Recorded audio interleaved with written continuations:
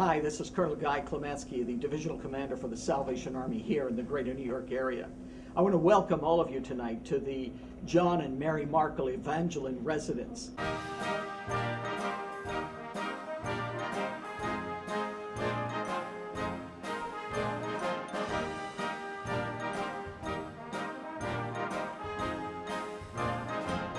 How did the Markle come to be? This was a dream of Evangeline Booth, the commander of the Salvation Army back in the early part of the last century.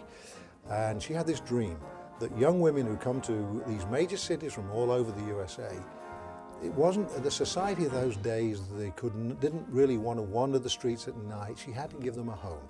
She felt very strongly about that. Funding was a major problem. This is where her friend John Markle came in. John Markle was a philanthropist, and she was telling him one day about her dream of providing this safe haven, but she was short of funds, and he said, well, how much? And she said, we would need $500,000. He said, I'll give you that. I have it in my pocket. And the story is that he reached in his pocket and says he brought out a check, wrote a check for $500,000 there and then. That was the final piece of the puzzle.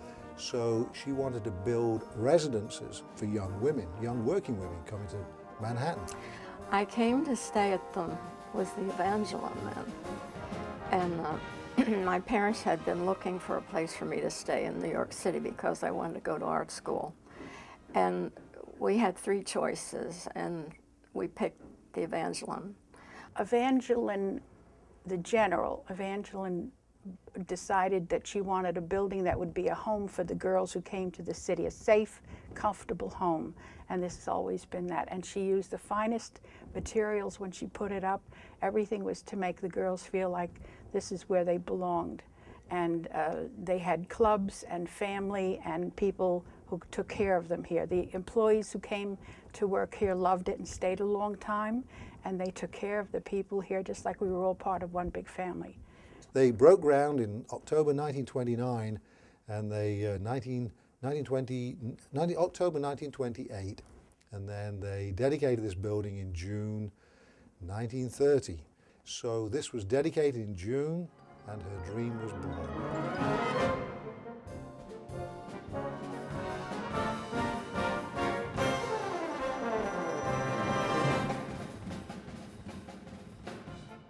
My name is Charlene Zeller and I'm from Germany. I'm here for 3 months and I'm almost on my way to leave, but I enjoyed the Markle so much and I will miss the people here. The food, oh my God, I'm hungry every time, and that's why I booked the Markle too, because you have a huge variety of food, what you can choose, like an entry, a main course and a dessert, soft drinks, juices, everything. The reason I chose the Markle was a mix of my own decision and my mom's. And the moment we walked into the Markle, my mom said, "You're living here."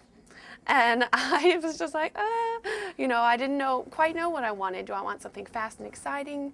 Do I want something more comfortable?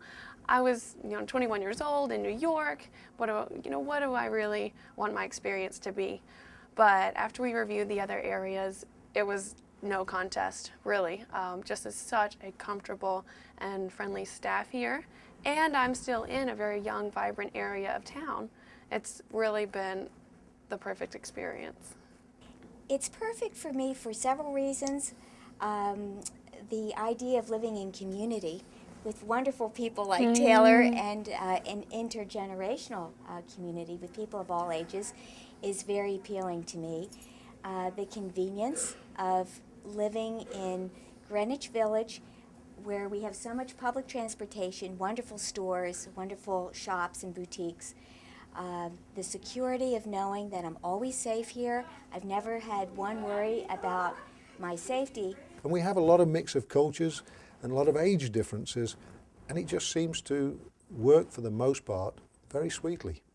I think that's the greatest thing about the Markle residence, is that we are such an international community, and I've really enjoyed getting to know the girls from different countries. Then there's so many nice people from the US, from Germany, from all over the world, and when everyone meets downstairs in the dining room for breakfast, lunch and dinner, and you just have to sit down and talk to some of them. So my most favorite part about the Markle has been meals. You go down, you get your food in the line, and the workers are, hi, you sort of be as friendly as you want. And you sit down at a table with people from 6 different countries. I love the rooftop. It's a great place to come and sit and enjoy the sun and the view of Manhattan. We have a beautiful view of the uptown and the downtown. Ian and I were given the challenge to find out how the program here at the Markle aligns with Salvation Army mission. So I went back and tried to find something that Evangeline Booth had said about the Markle residents or about the concept of home.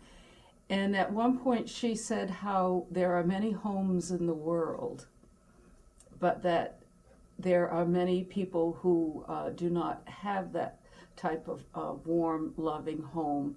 And our challenge is to turn the world into a home.